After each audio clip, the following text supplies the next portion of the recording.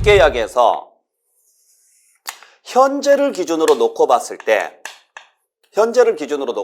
때 제척 기간은 과거예요. 언제까지 사건에 대해서, 과거 언제까지 사건에 대해서 건들 수 있느냐. 제척 기간이 만료가 되기 전 사건이라면 늦었지만은 지금이라도 결정을 해서 고지서를 보낼 수 있다. 근데 이미 제척 기간이 만료가 된 사건이라면 이제 와서는 건들지 말아라. 이게 제척 기간. 그러니까 언제 것까지 건들 수 있습니까? 이게 제척 기간. 자, 그러면 이제 고지서 받았습니다. 그러면 고지서에 뭐가 있어요? 납기가 있죠. 근데 이 납기까지 안 내요. 그러면 그 다음날 다시 고지서 보낼 수 있어요, 없어요? 있어요. 근데 안 보내요. 그 다음날도 안 보내요. 그 다음날도 안 보내요. 그 다음날도 안 보내고 계속 안 보냅니다. 그러면 여기서부터 가요. 뭐가 진행되는 거예요? 소멸시효가 진행이 돼요. 그러니까 우리도 마찬가지예요. 자, 이 학생이 공인중개사 공부를 해요.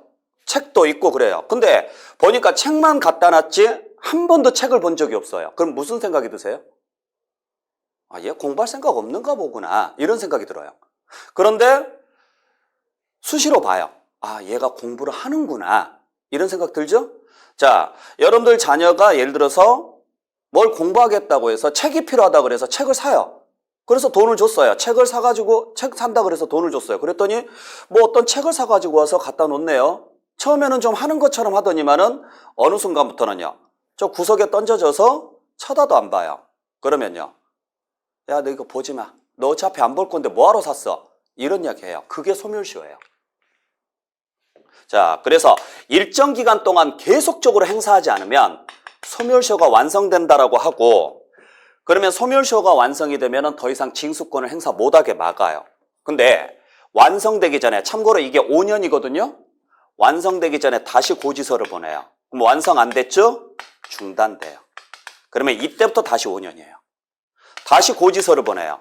그러면 이때부터 다시 5년이에요. 다시 고지서를 보내요. 그러면 이때부터 다시 5년이에요. 이러한 식으로 해서 계속 간다. 그러니까 계속 수시로 이야기를 한다라는 거죠.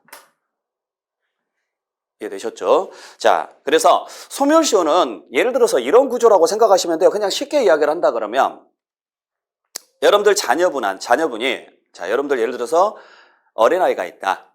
내 집에 어린아이가 있는데 밥상 다 차려놓고 밥 먹으라고 숟가락을 딱 쥐어주고 젓가락까지 다 쥐어줬는데 밥 안 먹고 계속 뻘짓만 해요.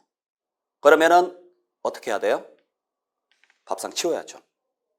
너에게는 밥을 먹을 권리가 있고 그렇게 밥을 먹을 수 있게끔 내가 다 해줬는데 너가 밥을 안 먹었어. 그러면 먹지 마. 다음 밥 때까지 굶어. 그게 뭐예요? 소멸시효 완성이에요. 근데 숟가락을 딱 줬는데 밥 먹으라고 해서 딱 앉혀놓고 숟가락까지 다 줬는데 밥을 먹고 방 한 바퀴를 삥 돌고 와서 또 밥을 먹고 방 한 바퀴를 삥 돌고 와서 또 밥을 먹어요. 자, 여름 봤죠?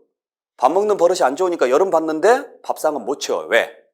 계속 밥 먹으려고 하는 의도는 보였으니까. 그래서 3시간, 4시간 걸려요. 그게 중단이에요. 이해되시겠어요? 자, 그래서 이 내용 보시길 바랍니다.